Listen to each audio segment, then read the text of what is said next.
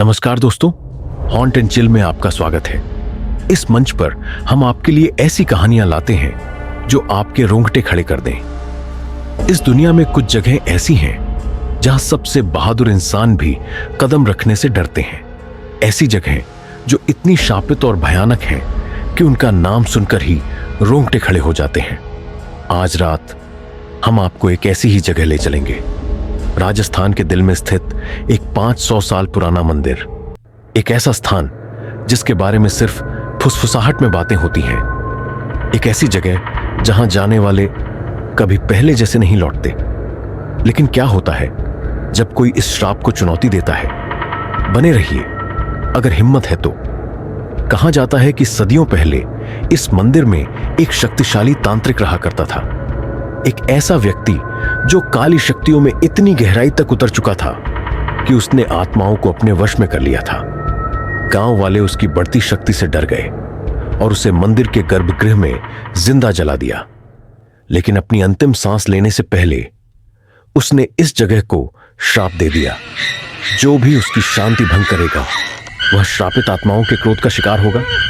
तभी से यहां अजीब घटनाएं घटने लगी। खुद ब खुद हिलती परछाइयां, अंधेरे में गूंजती रहस्यमय फुसफुसाहटें और सबसे भयानक, जो अंदर गया उसने उसे देखा।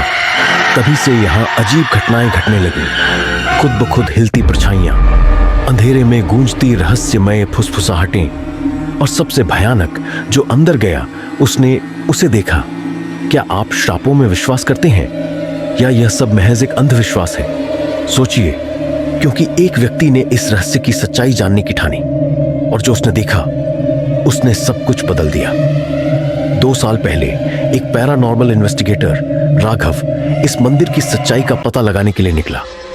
सिर्फ एक कैमरा और टॉर्च लेकर वह रात के ठीक 12 बजे मंदिर के अंदर गया। पहली कुछ मिनटें बस सन्नाटा। ठंडी हवा मंदिर के गलियारों में गूंज रही थी, लेकिन फिर हवा अचानक बर्फ जैसी ठंडी हो गई। उसका कैमरा अजीब तरह से बंद होने लगा। मंदिर के दरवाजे अचानक जोर से बंद हो गए और फिर एक आवाज, एक धीमी फुसफुसाहट ठीक उसके पीछे से। राघव, उसकी रगों में खून जम गया। वहां कोई भी उसे जानता नहीं था, कोई भी जिंदा नहीं। कुछ दिनों बाद उसकी रिकॉर्डिंग मंदिर के बाहर मिली, लेकिन राघव वह कभी दोबारा नहीं देखा गया। कुछ कहते हैं कि वह पागल होकर रेगिस्तान में भटक रहा है और कुछ कहते हैं कि वह अब भी मंदिर के अंदर ही है।